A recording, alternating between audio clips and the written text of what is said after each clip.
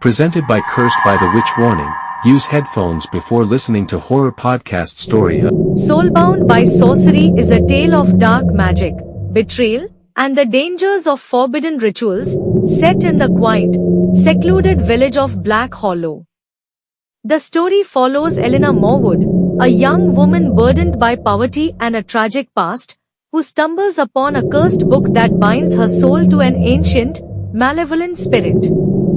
Her quest for freedom forces her into a harrowing world of sorcery and sacrifice, where the cost of survival is the very essence of her being. Part 1. Discovery of the Cursed Tome. The story begins with Eleanor Morwood, a humble villager living in the desolate, mist-covered town of Black Hollow. Haunted by the recent death of her younger brother from a mysterious illness, she is left alone and desperate. One evening, while rummaging through her family's attic, she uncovers an ancient tome hidden in a locked chest. The book is covered in symbols and writings that she doesn't recognize, but it pulls her in with a strange, dark allure. Ignoring the warnings etched into its leather cover, Eleanor opens the book. Inside, she finds spells for wealth, power, and healing, things she has always dreamed of.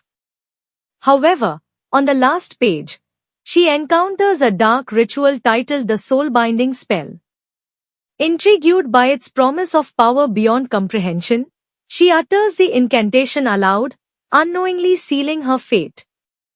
As the final words leave her lips, she feels an intense, chilling energy flood her body. Her vision blurs, and she hears whispers, disembodied voices that speak her name in a language she can't understand. Part 2. Bound to a Spirit. Eleanor awakens hours later, feeling drained and disoriented. She begins experiencing disturbing visions, shadows lurking in the corners of her home, and the ghostly outline of a figure following her reflection in mirrors. As days pass, she realizes she is no longer alone. An ancient spirit, bound by the soul-binding spell, now shares her body and mind. This spirit, once a powerful sorceress known as Isidora Blackwood, whispers to Eleanor from beyond, guiding her toward darker thoughts and promising to fulfill her deepest desires. At first, Eleanor is tempted by Isidora's promises. She begins casting spells for small things, healing her aches, improving her appearance, or manipulating the thoughts of her neighbors. But with each spell, she feels Isidora's presence growing stronger, as though the spirit is consuming part of her soul with every incantation. Gradually, Eleanor realizes that every spell she casts brings her closer to losing herself entirely, but she finds it harder and harder to resist Isidora's influence. Part 3. Descent into Darkness. As Isidora's influence deepens, Eleanor becomes increasingly isolated.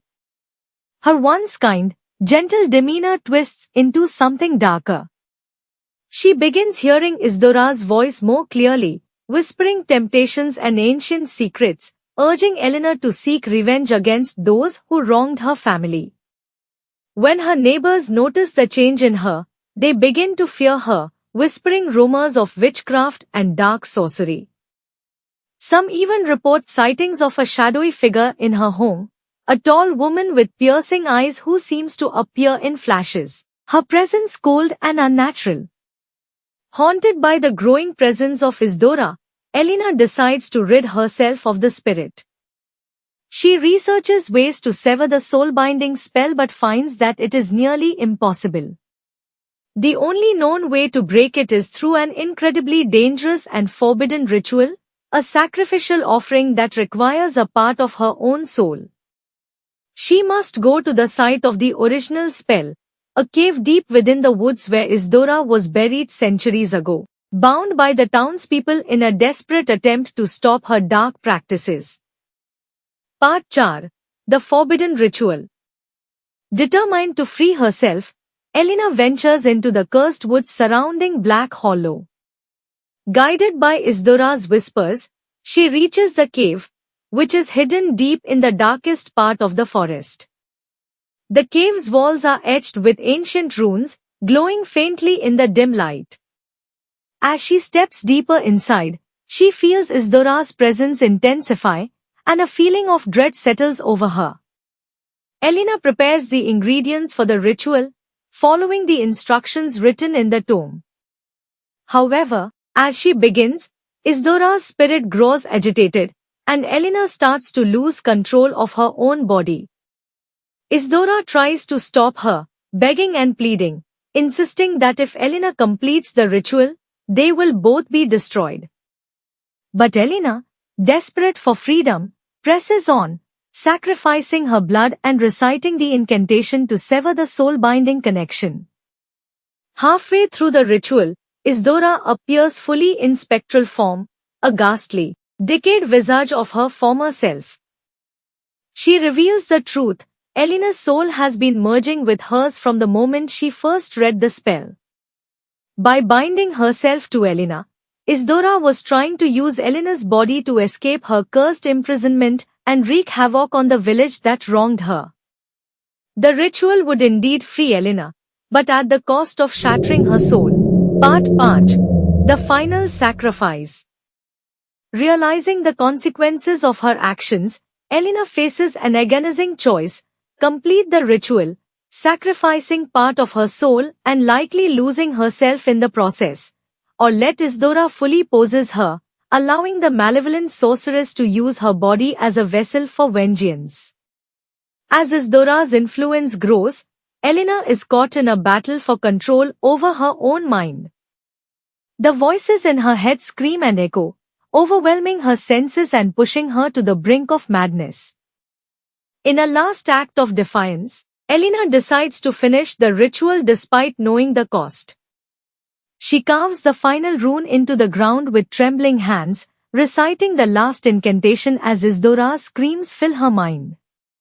With the final words spoken, a burst of dark energy erupts from the ground, filling the cave with blinding light as Isdora is forced back into the shadows. When the light fades, Elena is left lying on the ground, barely conscious. She feels a hollow emptiness inside her, a void where part of her soul once existed. Though she succeeded in breaking the bond, she realizes that she's forever changed, haunted by the memory of Isdora's voice and the lingering darkness that will never truly leave her. Part 6. Aftermath and Haunted Freedom. Elena returns to Black Hollow, a shadow of her former self. Although she is no longer bound to Isdora's spirit, the ordeal has left deep scars on her soul. The villagers can see the change in her. Her once bright eyes now hollow, her once warm smile faded into a haunted expression. The townsfolk, sensing the darkness still within her, avoid her, whispering that she has been forever cursed. Elena tries to move on, but she is left with the unsettling realization that a part of Isdora remains within her. At night, she still hears faint whispers, a reminder of the sorcery that almost claimed her life. In her dreams, she sees Isdora's face, smiling with a twisted satisfaction, as if her spirit still lurks somewhere in the shadows, waiting for another chance to return. Despite her freedom, Elena knows she'll never be the same. The tome that once promised salvation now lies buried in the forest, bound with wards to keep its darkness hidden. But the memory of the sorcery and the spirit she encountered leaves a permanent scar, a reminder that even the most desperate wishes can come at a horrifying cost. Soulbound by Sorcery is a haunting tale that explores the lure of dark power, the dangers of forbidden magic, and the terrifying consequences of meddling with forces beyond human control. Elena's story is a cautionary tale of curiosity and desperation, a chilling reminder that some doors, once opened, can never truly be closed. Thank you for watching. Just like and subscribe.